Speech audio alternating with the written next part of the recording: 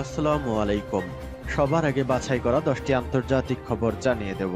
প্রথমেই থাকছে শিরোনাম, তবে তার আগে অনুরোধ থাকবে ভিডিওটিতে একটি লাইক দিবেন। ফিলিস্তিন জিন্দাবাদ জানিয়ে দিব হাতে থাকা সর্বশেষ আপডেট আন্তর্জাতিক সংবাদ। প্রথমেই সংবাদ শিরোনাম, ইয়েমেনে জড়ো হচ্ছে হাজার হাজার সৈন্য। এরপর জানিয়ে দিব প্রথম দফার বৈঠক শেষ, আরও আলোচনায় সম্মত ইরান ও যুক্তরাষ্ট্র। এদিকে গাজার হাসপাতালে ইসরায়েলের ক্ষেপণাস্ত্র হামলা। এরপর জানিয়ে দিব ইউক্রেনের রুশ ক্ষেপণাস্ত্র হামলায় নিহত তুরস্ক, ক্ষুব্ধ জেলেনস্কি। আরও জানিয়ে দিব সিরিয়াকে অস্থিতিশীল করে তুলছে ইসরায়েল, বলেছেন এরদোয়ান। সর্বশেষ জানিয়ে দিব যুদ্ধের ঠিক আগের পর্যায়ে ভারত পাকিস্তান। এতক্ষণ শুনছিলেন সংবাদ শিরোনাম, এবারে বিস্তারিত। তবে অনুরোধ থাকবে ভিডিওটিতে একটি লাইক করবেন এবং কমেন্ট করে জানিয়ে দিবেন কোন জেলা থেকে আপনি আমাদের এই ভিডিওটি দেখছেন। ইয়েমেনে জড়ো হচ্ছে হাজার হাজার সৈন্য। মধ্যপ্রাচ্যে ফিলিস্তিনের পক্ষে প্রকাশ্যে লড়ে যাচ্ছে ইয়েমেনের হুথিরা। এজন্য আমেরিকা ইসরায়েলের তোপের মুখে পড়েছে গোষ্ঠীটি। হুথিরা ইয়েমেনের বিদ্রোহী শক্তি হিসেবে পরিচিত। তাদের দমন করতে ইয়েমেনের বিভিন্ন টার্গেটে বিমান ও ক্ষেপণাস্ত্র হামলা চালাচ্ছে ইসরায়েল ও আমেরিকা। প্রতিবেশী সৌদি আরবের সঙ্গেও তাদের সম্পর্ক ভালো নয়। তবে এবার খবর প্রকাশিত হয়েছে বিদ্রোহীদের উৎখাতে জড়ো হচ্ছে ৮০,০০০ সেনা। ইয়েমেন ভিত্তিক ইংরেজি ভাষার সংবাদ মাধ্যম দ্য ন্যাশনাল এক প্রতিবেদনে জানিয়েছে, বিদ্রোহীদের বিরুদ্ধে বড় ধরনের সামরিক অভিযানের প্রস্তুতি নিচ্ছে ইয়েমেনের আন্তর্জাতিকভাবে স্বীকৃত সরকার। আর এই অভিযান ঘিরে জড়ো হচ্ছে প্রায় ৮০,০০০ সেনা। প্রতিবেদনে বলা হয়েছে, তাদের প্রাথমিক লক্ষ্য গুরুত্বপূর্ণ হোদেইদা বন্দর বিদ্রোহীদের কাছ থেকে পুনর্দখল করা। ২০২১ সালে আন্তর্জাতিকভাবে স্বীকৃত সরকারের হাতছাড়া হয় এই বন্দর। যদিও ব্যাপক পরিসরে এই অভিযানে আমেরিকার সাহায্য পাওয়ার সম্ভাবনা নেই বললেই চলে। কবে এই অভিযান শুরু হবে তা নিয়েও রয়েছে ধোঁয়াশা। তবে বিশেষজ্ঞদের বিশ্বাস, শিগগিরই এমন অভিযান শুরু হবে। বিশেষজ্ঞরা বলছেন, গেল মার্চ থেকে যুক্তরাষ্ট্র ইয়েমেনে নতুন করে বিমান হামলা শুরু করে। এরপরই ইয়েমেনের আন্তর্জাতিকভাবে স্বীকৃত সরকার হোদেইদাহ পুনর্দখলের পরিকল্পনা হাতে নেয়। বন্দর নগরীতে মার্কিন হামলায় বিদ্রোহীদের গুরুত্বপূর্ণ কয়েকজন নেতা নিহত হয় বলে খবর বেরোয়। এতে করে গ্রুপটি দুর্বল হয়ে পড়েছে। এমত অবস্থায় প্রায় ৮০,০০০ সৈন্য জড়ো করে বন্দর নগরীর দিকে যাওয়ার পরিকল্পনা নিয়েছে সরকার। প্রথম দফার বৈঠক শেষ, আবারও আলোচনায় সম্মত ইরান যুক্তরাষ্ট্র। খবরে বলা হয়, ওমানের পররাষ্ট্রমন্ত্রীর উপস্থিতিতে হওয়া এই বৈঠক শেষে সংক্ষিপ্ত বক্তব্য রাখেন যুক্তরাষ্ট্রের মধ্যপ্রাচ্য বিষয়ক দূত স্টিভ উইটকফ ও ইরানের পররাষ্ট্রমন্ত্রী আব্বাস আরাগচি।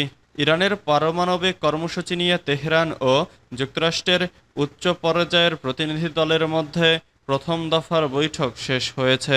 শুধু তাই নয়, এ নিয়ে আগামী সপ্তাহগুলোতে আরও আলোচনার বিষয়ে দুপক্ষ সম্মত হয়েছে। স্থানীয় সময় শনিবার ১২ এপ্রিল বিকেল ৩:৩০টার দিকে এ আলোচনা শুরু হয় বলে ইরানের রাষ্ট্রীয় টেলিভিশনের খবরে বলা হয়েছে। খবরে বলা হয়, ওমানের পররাষ্ট্রমন্ত্রীর উপস্থিতিতে হওয়া এই বৈঠক শেষে সংক্ষিপ্ত বক্তব্য রাখেন যুক্তরাষ্ট্রের মধ্যপ্রাচ্য বিষয়ক দূত স্টিভ উইটকফ ও ইরানের পররাষ্ট্রমন্ত্রী আব্বাস আরাগচি। যুক্তরাষ্ট্রের কর্মকর্তারা অবশ্য তাৎক্ষণিকভাবে ইরান থেকে প্রকাশিত এসব খবরের সত্যতা নিশ্চিত করতে অস্বীকৃতি জানিয়েছেন। তবে দুই পক্ষের মধ্যে সামনাসামনি কথা হয়েছে বলে খবর পাওয়া যাচ্ছে। তাতে আলোচনা যে ভালো হয়েছে তার ইঙ্গিত পাওয়া যাচ্ছে।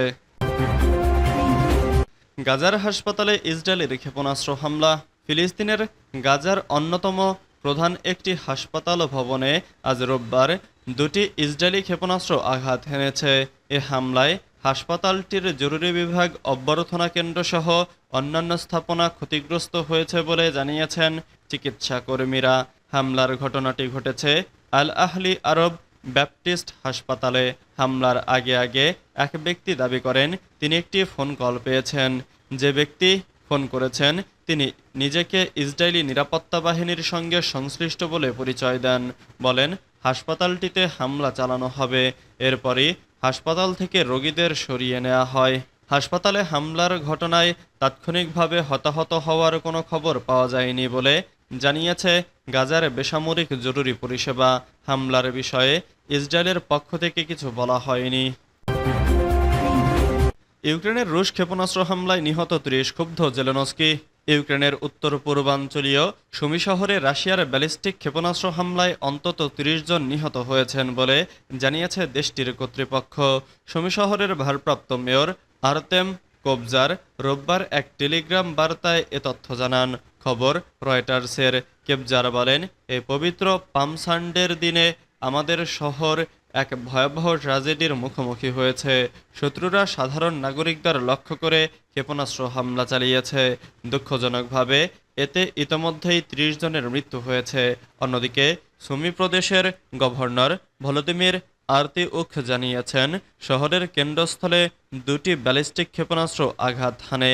এদিকে ইউক্রেনের স্বরাষ্ট্রমন্ত্রী ইহোর ক্লাইমেঙ্কো জানান, রোববারের এই হামলায় স্থানীয় সময় দুপুর ১২টা ২০ পর্যন্ত ৩০ জন নিহত ও ৮৩ জন আহত হয়েছেন, যাদের মধ্যে ৭ জনই শিশু। পরে এক্সে দেওয়া এক বার্তায় ইউক্রেনের প্রেসিডেন্ট ভলোদিমির জেলেনস্কি বলেন, ক্ষতিগ্রস্ত এলাকায় উদ্ধার অভিযান চলছে এবং সব ধরনের জরুরি পরিষেবা কাজ করছে। সিরিয়াকে অস্থিতিশীল করে তুলছে ইসরায়েল, বলেছেন এরদোয়ান। সিরিয়ায় আসাদ সরকারের পতনের পর ইসরায়েল দেশটিকে আবারও অস্থিতিশীল করে তুলছে বলে অভিযোগ করেছেন তুরস্কের প্রেসিডেন্ট রজব তাইব এরদোয়ান। সিরিয়ায় আসাদ সরকারের পতনের পর ইসরায়েল দেশটিকে আবারও অস্থিতিশীল করে তুলছে বলে অভিযোগ করেছেন তুরস্কের প্রেসিডেন্ট রজব তাইব এরদোয়ান। স্থানীয় সময় রোববার ১২ এপ্রিল তুরস্কে চলমান আন্টালিয়া কূটনীতি ফোরামে অংশগ্রহণ করে এই মন্তব্য করেন তিনি। ইসরায়েলের সাথে কূটনৈতিক আলোচনার মাত্র দুদিন পরেই এমন বক্তব্যে বিস্মিত করেছে অনেক কূটনৈতিক বিশ্লেষককে। ব্রিটিশ দৈনিক গার্ডিয়ান এমন খবর দিয়েছে, এই দুটি দেশেরই সামরিক বাহিনী সিরিয়াতে সক্রিয় রয়েছে। যুদ্ধের ঠিক আগের পর্যায়ে ভারত ও পাকিস্তান। সাম্প্রতিক সামরিক উত্তেজনার পর এবার কাশ্মীর ইস্যুতে পাল্টাপাল্টি বক্তব্য দিচ্ছেন ভারত পাকিস্তানের শীর্ষ কূটনীতিকরা।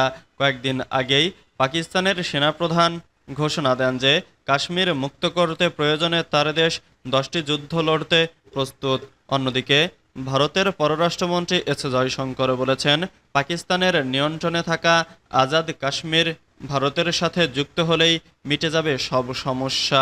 এ মন্তব্যের পরই তীব্র প্রতিক্রিয়া দেখিয়েছে পাকিস্তানের শাহবাজ শরীফের সরকার।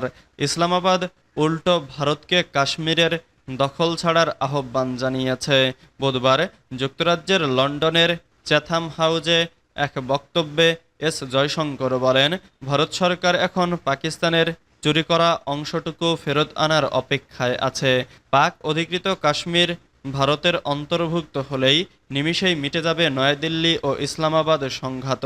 কাশ্মীর ইস্যুতে ভারতের প্রধানমন্ত্রী নরেন্দ্র মোদীর সরকার সক্রিয় ভূমিকা পালন করেছে বলে জানান জয়শঙ্কর। তিনি বলেন, ৩৭০ ধারা বাতিল ও জম্মু কাশ্মীরে বিধানসভা ভোটের আয়োজন সেই প্রক্রিয়ারই অংশ। গত লোকসভা নির্বাচনের প্রচারেও বিজেপির নেতারা পাক অধিকৃত কাশ্মীর ফিরিয়ে আনার প্রতিশ্রুতি দিয়েছিলেন।